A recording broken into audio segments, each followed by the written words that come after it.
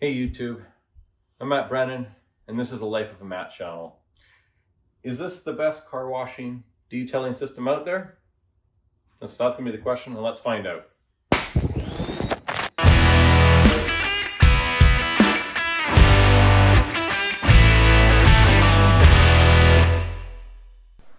YouTube, time is precious, and having a clean vehicle is very rewarding. It's one of those things that you just gotta do, and then you'll know what I'm talking about. So before we begin, let's look at the average household setup. You're gonna go grab the garden hose along with the nozzle. You're gonna actually pull it, you're gonna get it tangled, you're gonna untangle, you're gonna fight with it. From there, you're gonna grab your wash bucket, you're gonna put the hose in the bucket, the hose is gonna fall out, and so on and so on. The struggle is real. So you've probably been in this scenario before, but rest assured there's hope. And there's a better way of doing this, and I'm gonna show you today with the setup.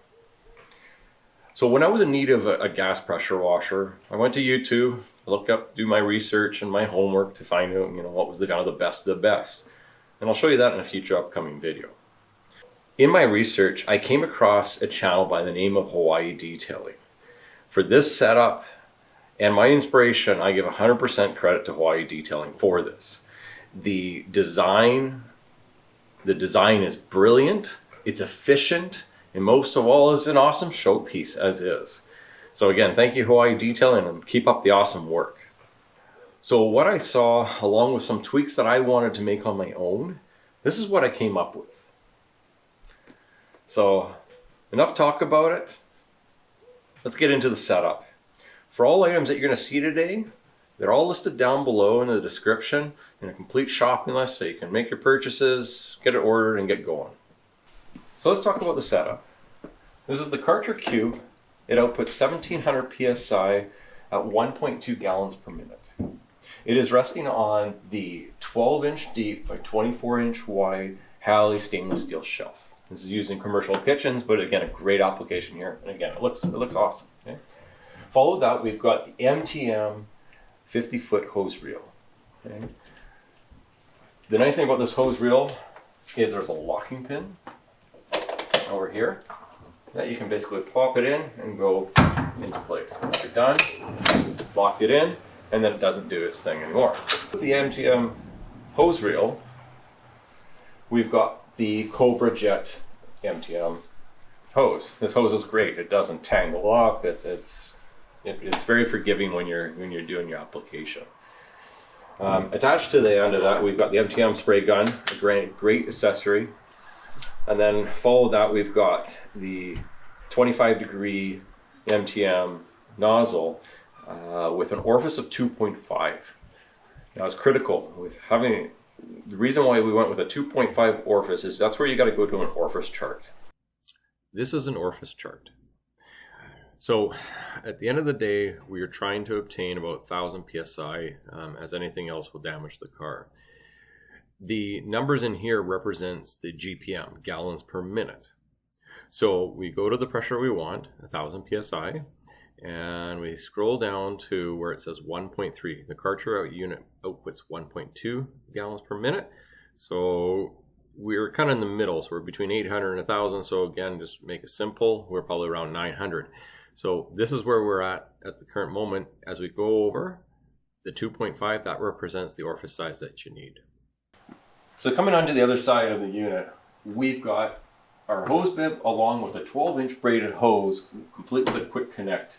This allows us to basically take the unit off, and we can disconnect it, pull it, and go use it for everyday application as needed. We've got the 3-foot width line. You can go with the longer, you can go to 4 feet, you can go to 5 feet, but this is the nice thing. If you follow this setup in these dimensions that I'll go over in a minute, the whip line is perfect. There's no extra room for it to play. It's great. Like I said, it just looks good. That's also equipped with another quick connect again. Basically disconnect the two units and go from there. Following that, we got our second hose bib. And this hose bib is connected to a 24-inch braided hose along with the fire head nozzle. Now, what's great about it is you want to design this to suit what you want. Right now, I've got the units at the perfect height for the bucket height. Maybe if you had them on rollers, you may want to play. So this dimension is kind of as your preference, but that's kind of leaving it.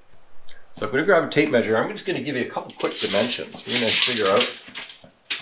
We've got the unit at 66 inches from the above ground.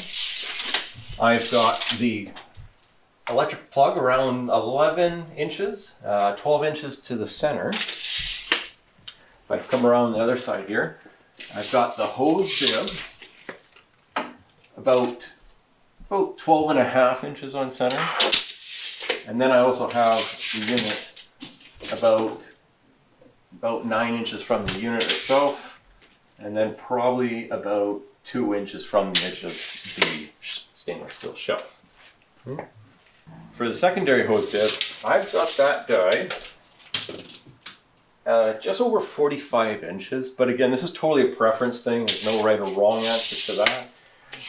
The hose reel itself, to the center of the bracket, to the hose reel itself, I've got a center bracket dimension of about 56 inches. Okay. So now you've seen the setup, let's see it in action. So first off, let's pressure it up. Fire it up there. Disconnect it. Pull it as needed. We're going to release the air out of the unit. Power it on. And then basically, that's how we use it. When we're done, click it off. Turn off your hose. Give it a quick release spray. Now you've seen how the unit performs. Let's talk about the build of it. Okay? So the first thing, we got to find a location, and that's going to suit whatever suits your guys' needs. You need to get power to it. You also need to get water to it. So that's really critical. Electricity, you could always just run an extension cord if you could not get power to it, but you definitely need the water aspect to kind of complete this. Otherwise, you're just going to connect the hose, and we're going to go back to the first thing that we talked about. Okay? So this is where I decided to put my location. It works. So once we got the location set up and we're good to go, the next point was framing. And the way this was framed is basically we've got a bottom stud down there, we've got a top stud as well, we've got an end stud, start stud, and then depending on what shelf you get, whether you get this unit or a different unit, we've got a stud right here and right along here. And that was the reason for the location was, like I said, it was driven by the actual shelf location. This is actually bearing right into the stud, and it's bulletproof. I could jump on this, I could hang off it, I could sit on it. It's not going anywhere. It's been lag bolted into it, and it's rock solid. Okay. Following that, with the stud locations and set up, the next point was the backing. So I grabbed whatever material I had at the time, a bunch of extra spare 2x4 material, and I ran them across here, right where the plate was. So it gave me the flexibility afterwards. I had a little bit of leeway where I wanted to put my unit. So if I wanted a little bit higher or lower, there's solid backing in here. Again, there's a huge amount of weight on here. Once you put the pressure washer on, the water's in there, it's just adding more weight to this. So you definitely want to have this anchoring with lag bolts into that solid backing. So once the framing is all done, next step was to get a hire certified electrician. In this case, my electrician came in, he installed a separate circuit to my main panel. It's a 20 amp circuit on a GFCI. So for some reason, if water detects, this will trip the circuit, and then the power, the panel's fine. The unit actually comes with the cartridge. This is actually also on a GFI unit, hence the two buttons. But at the end of the day, let's, just for safety, let's do it. Maybe I'll switch out the unit in a few years to something that doesn't have this accessory. So being on a separate circuit on a GFCI is the way to go. Okay. Once that's complete, the next step would be to basically get a plumber in or something you can do yourself. So what I did is, thankfully, my hot water tank is just to the left of me in a dedicated closet. From there, I basically went from the hot water tank. I ran a line all the way across, and then I came down here, made a tee off at my first hose bib, and then came down, brought the line over, and then again added the PEX fitting to there. Like any plumbing, this is just standard 1/2 inch PEX piping.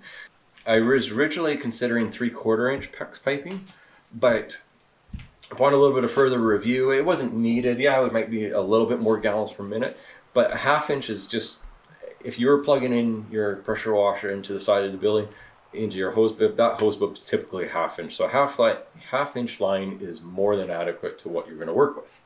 Okay. Once all that was laid out, the next stage was the drywall stage. So again, this is just a single, because this unit is only 3 foot wide. This was a 4 foot sheet by, I think, 10 feet. Cut it off to suit. Basically, put your drywall screws in every kind of 12 to 16 inches on spacing on the studs. Wrapped the drywall. I added a standard corner bead just to get my corners nice and clean. Mudded it. Primed the unit after it was complete. Let that cured. And then did a couple coats of white paint. Again, time to pick your color. Go whatever you want. And then change it with that.